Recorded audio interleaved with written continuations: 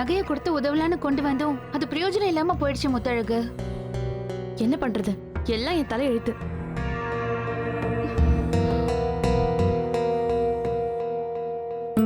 ராஜி, என் மாமனுக்கு நான் எதெல்லாம் செய்யணும்னு நினைக்கிறேனோ அதெல்லாம் தப்பாவே போயிட்டு இருக்கு. அந்த மீனாட்சி யாரு ராஜி நமக்கு? நம்ம வீட்டுல ஒருத்தியா, இல்ல நம்ம சொந்தக்காரியா? இவ்வளவு உரிமையா வந்து நின்று இவ்வளத்தையும் செஞ்சுட்டு இருக்கா. எல்லாம் எங்க வீட்டு ஆளுங்க அவளுக்கு கொடுக்கற இடம்தான். எங்க அண்ணனை பத்தி சொல்லவே வேண்டாம். சும்மாவே அது மீனாட்சின்னா திங்கு திங்குன்னு குதிக்கும். இப்போ இதை வேற பண்ணிட்டாளா, இனியும் அண்ணன் அவளையே சுத்தி சுத்தி வரும் பாரு. பேச்சுக்கு கூட அப்படி சொல்லாத, என்னால தாங்கிக்க முடியாது.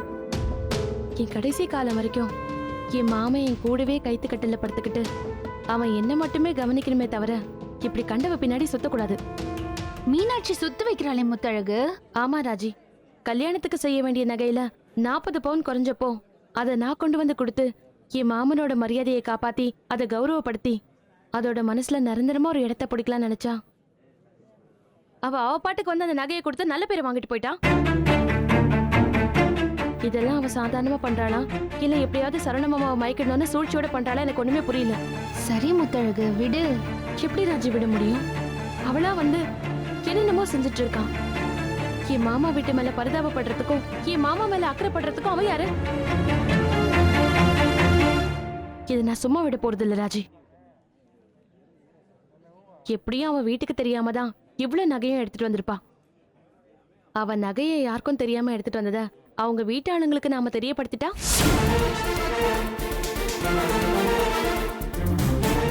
வேண்டாம் முத்தழகு, பெரிய பிரச்சனையாயிடும். ஆகட்டும் ராஜி, பிரச்சனை ஆகட்டும்ன்ற.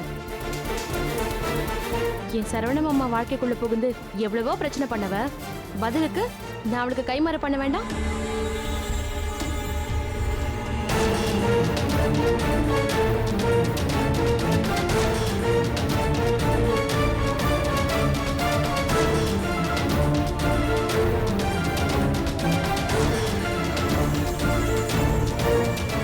இந்த விஷயத்தை அவங்க வீட்டுல இருக்க மத்தவங்க காதுல போடுறத விட அவங்க அம்மா கிட்ட சொன்னா அமர்க்களமா இருக்காது?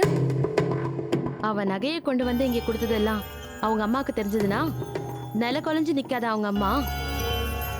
வேண்டாத எதையும் பண்ணிட்டு இருக்காத முத்தழகு. நீ ஏதாச்சும் பண்ணி அது வேற ஒரு வழியில சரவணன் எனக்கு பிரச்சனை ஆயிடுச்சுன்னா அப்புறம் பிள்ளையார் பிடிக்க போய் அது குரங்கான கதையா போயிடும். இப்ப நீ என்ன தாண்டி சொல்ல வர? நீ இந்த விஷயத்த அவங்க அம்மா கிட்ட சொல்லி அவங்க இங்க வந்து பிரச்சனை பண்ணி நகையெல்லாம் எடுத்துட்டு போயிட்டா சத்யாக்கா கல்யாணத்தை நீ கொஞ்சம் யோசிச்சு பாரு முத்தழகு. நகை குறைஞ்சு போச்சுன்னு மாப்பிள்ளையோட அம்மா ஏதாவது கலாட்டை பண்ணிட்டா என்ன பண்றது முத்தழகு? ஏய், அந்த நகைங்க போனால அதான் என்னோட நகைங்க இருக்குல்ல, எல்லாம் என் நாத்தனாருக்கு தானே, போட்டுட்டு போட்டோம். இருந்தாலும் இங்க பாரு, தொணன்னு என்ன கேள்வி கேட்டுட்டு இருக்காத. முடிஞ்சா எனக்கு ஒரே ஒரு உதவி மட்டும் செய். சொல்லு முத்தழகு. இந்த விஷயத்த நேர்ல போய் நம்மளால சொல்லிட்டு இருக்க முடியாது. வேணும்னா ஒண்ணு பண்ணலாம், பேசாம ஃபோன் பண்ணி சொல்லிடலாமா? ஏய், நீ எப்படியாவது அவங்க வீட்டு ஆளுங்களை பிடிச்சு அவங்க அம்மா நம்பர் மட்டும் வாங்கிட்டு வந்து கூட ப்ளீஸ். நான் போய் அதை யார்கிட்ட வாங்க முடியும் முத்தழகு? அவங்க குடும்பத்து ஆளுங்க, அவங்களுக்கு தெரிஞ்சவங்க, இல்ல நம்ம ஊருக்காரங்கன்னு யார்கிட்டயாவது நம்பர் கேளு ப்ளீஸ் ராஜி.